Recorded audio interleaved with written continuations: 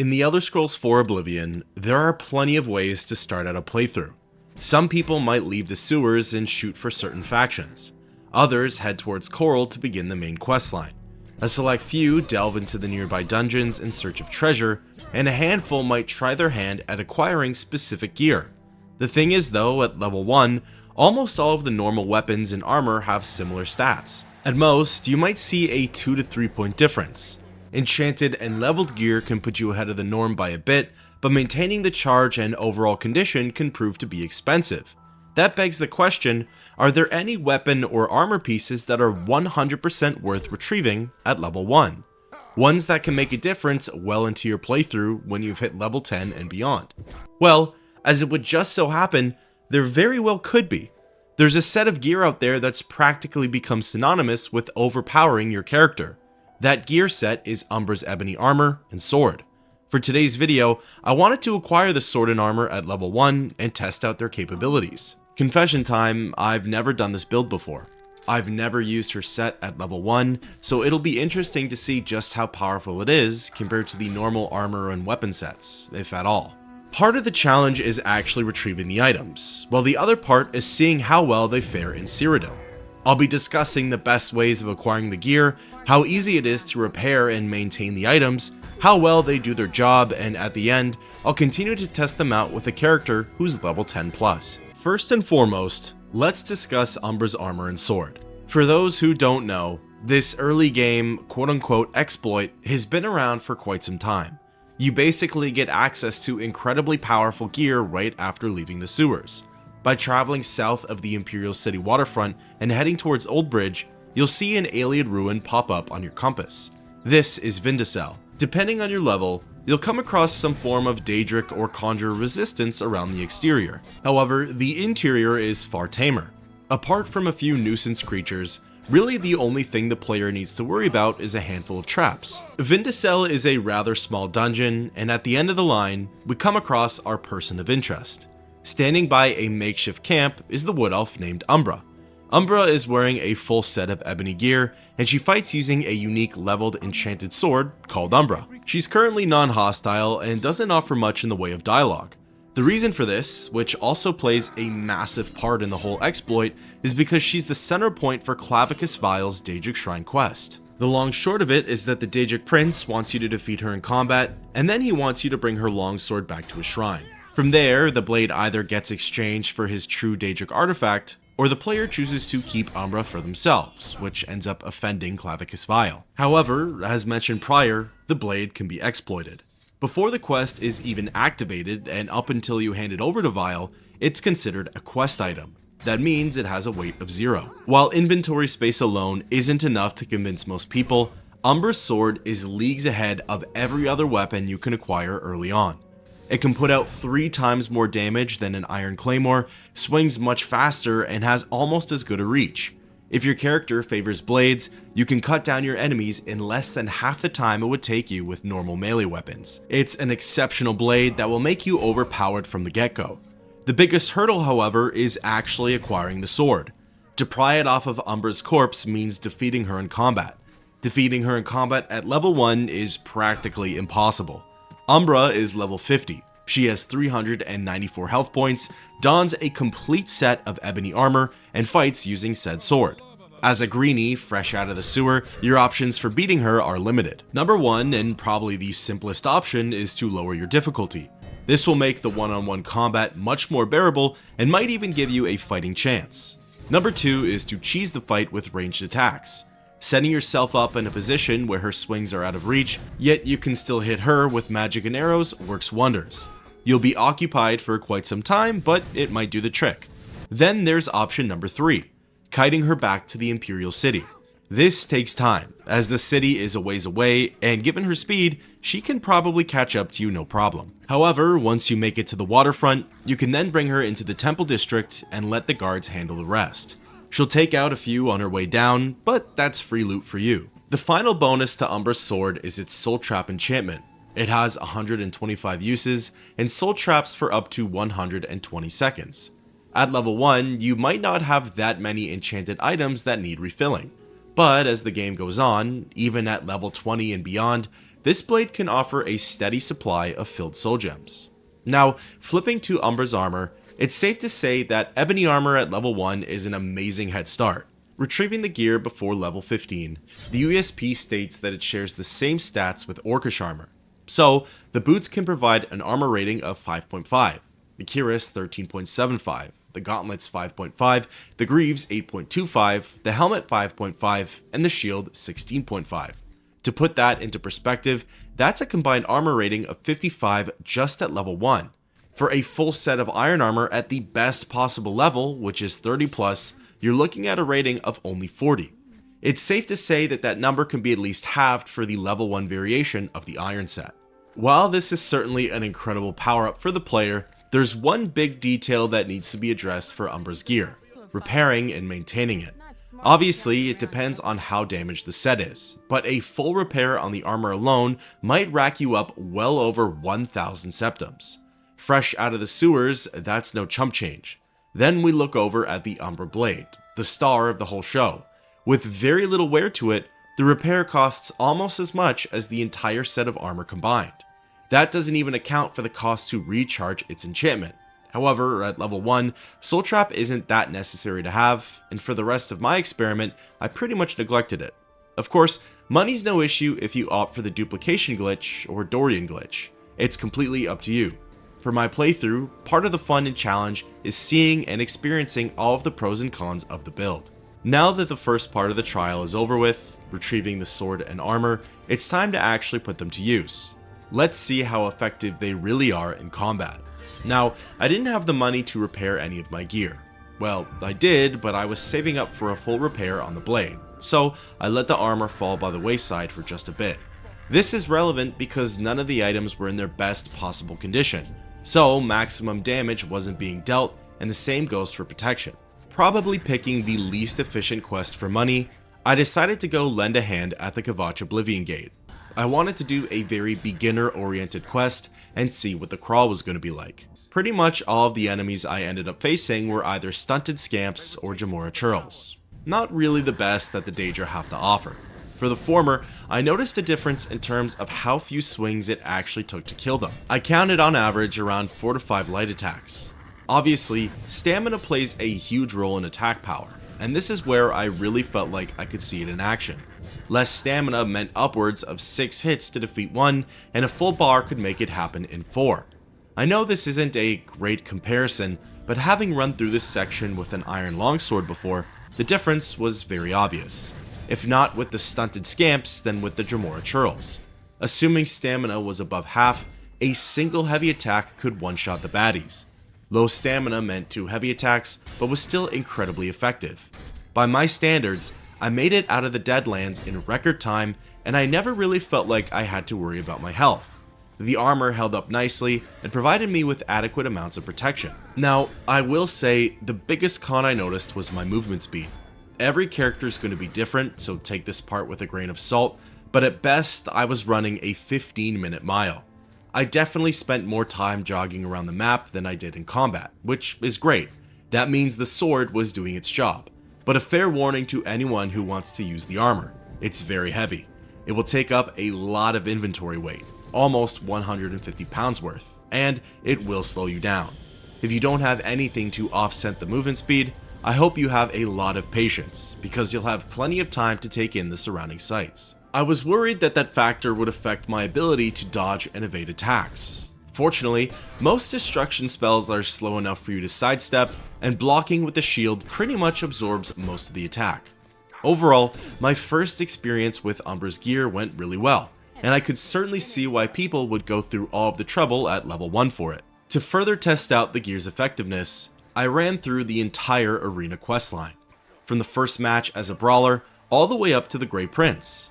This of course meant that I had to put most of the armor set to the side in order to wear the arena raiment. Keep in mind too that at this point, I still hadn't repaired the blade yet.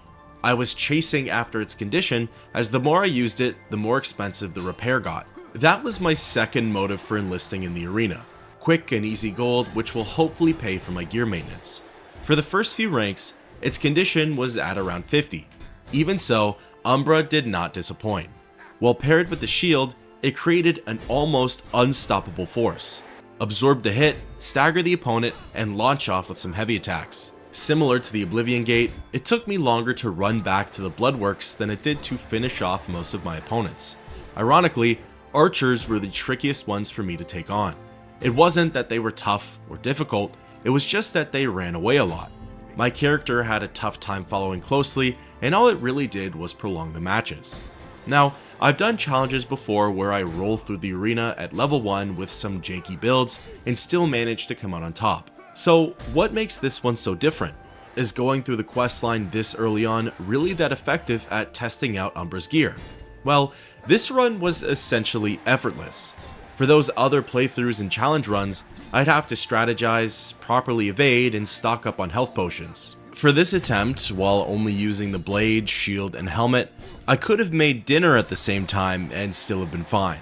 In fact, other than for a select few matches, the iconic fights where I think everyone has a bit of trouble, there was no challenge whatsoever. At some point, while I was a Myrmidon, I made enough gold to finally have the blade repaired.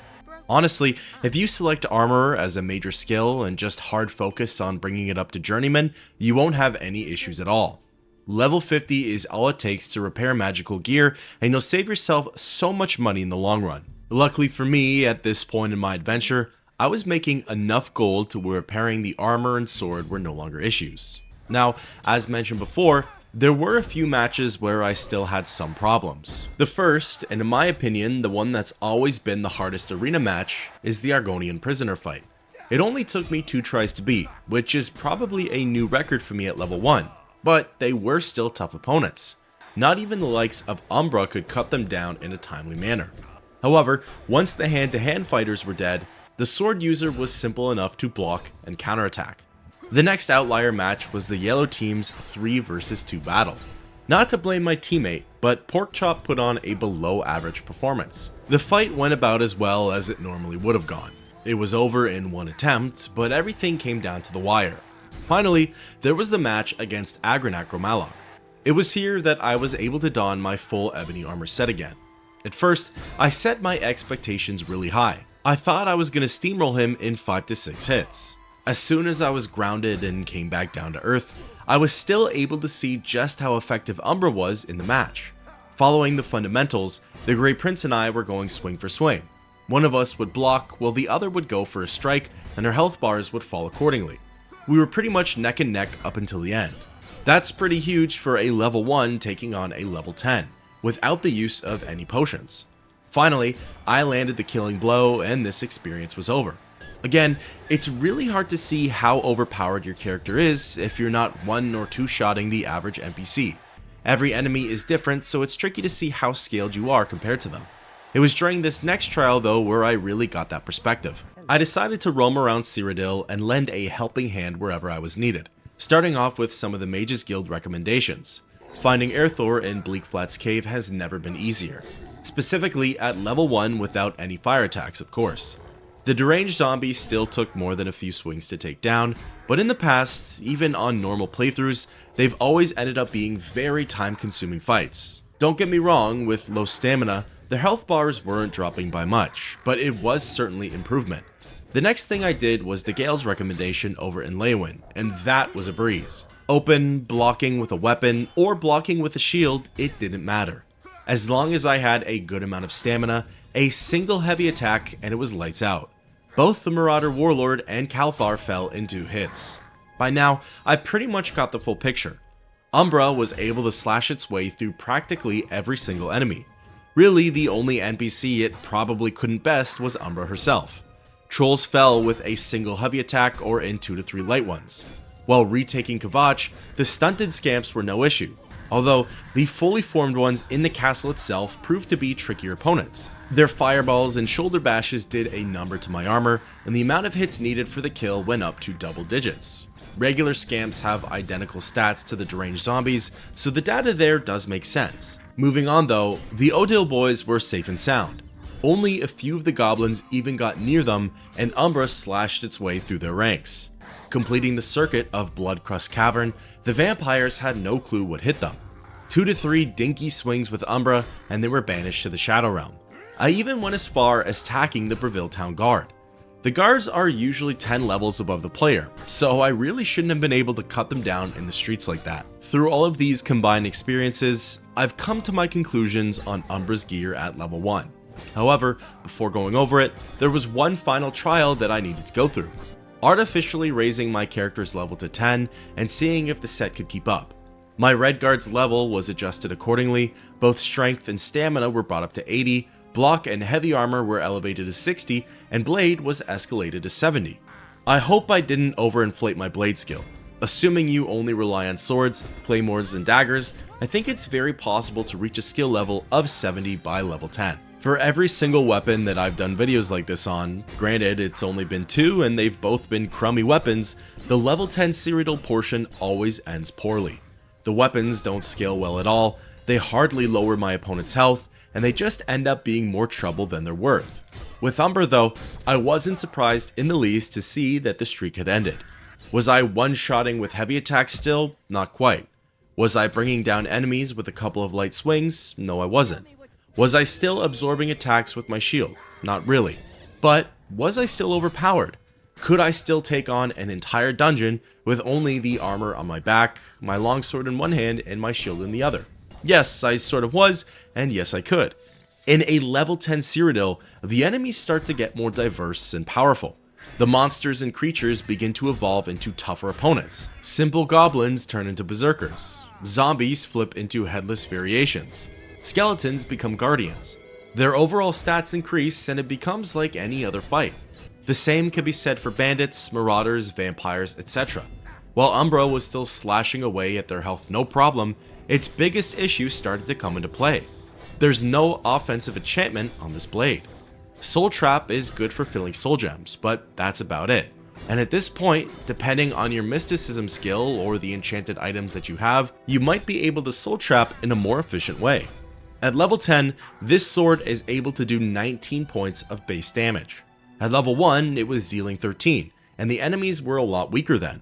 They had nowhere near the same amounts of health.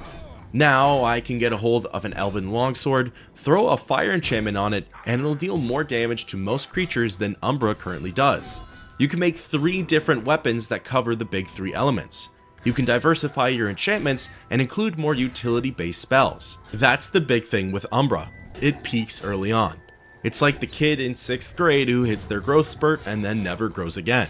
It's still a fantastic blade to have throughout the whole game, especially considering it can be a weight of 0, but once its base stats cap out, that's it. It's highly effective at level 1, but it fizzles out as time goes on. Here are my final impressions with Umbra the Blade, as well as the armor set. Starting off with the level 1 variation, actually acquiring the armor that early on is a nightmare. Without lowering the difficulty, beating Lenwyn in one-on-one combat is almost impossible. She has a pretty wicked health regen ability, and at low levels, that will offset almost any damage that you do to her. Legging it back to the Imperial City is easier if you have a speedy character, but if you stop for even a moment, she'll catch up to you and swing for the fences. With the addition of sprinting in the remake, successfully reaching the safety of the capital is a lot easier. Once Umbra is in the hands of the guards, your job is pretty much done, but it's getting her there that can be pretty tricky. After that, donning her weapon and armor will set you leagues ahead. You'll be able to slash through any enemy and take on a lot of damage. If you're someone who likes to feel OP in these types of games, this build is 100% for you. There's such a satisfying feeling that comes with naturally killing Umbra and reaping the rewards. However, if you're someone who enjoys the challenge of Oblivion and likes to scale with the world, I don't recommend this build at all. You will steamroll through everything. Enemies that you shouldn't be able to take on will be beatable, and dungeon crawling will be over in the blink of an eye. The game essentially goes to easy mode, and you might find yourself saying, what's the point? It completely revolves around how you want to enjoy Oblivion. Now, as you increase in level and the world gets tougher, Umbra begins to blend in with the crowd. The blade is still incredibly powerful, and the armor provides the same premium protection, but there are other weapons out there that now rival Umbra's strength. An enchanted dwarven claymore or even elven longsword pretty much match its output. The blade feels less enticing, and you might find yourself rotating through other gear pieces. Eventually, it may even become more of a utility piece. You might just use it to charge your other weapons, and that's completely fine. As mentioned before, to fully repair the sword, let alone the armor, it could be costly. Either you find a way to make good money quick, or depending on how you feel, you use exploits. Probably the best thing you can do for yourself is leveling up your armorer skill to 50. That way you can stock up on repair hammers for really cheap and just repair everything as needed. Finally, the last con that I've yet to talk about are the restrictions Umbra has on the game's story. If you choose to never do Clavicus Vile's Daedric quest and keep the blade at 0 weight, you won't be able to complete said quest, you won't be able to receive the Mask of Clavicus Vile, you won't clear that journal entry, and you won't be able to embark on Hermaeus Mora's Daedric quest. I know some people probably don't care about that. At this point, I'm not really a completionist myself, but others do care.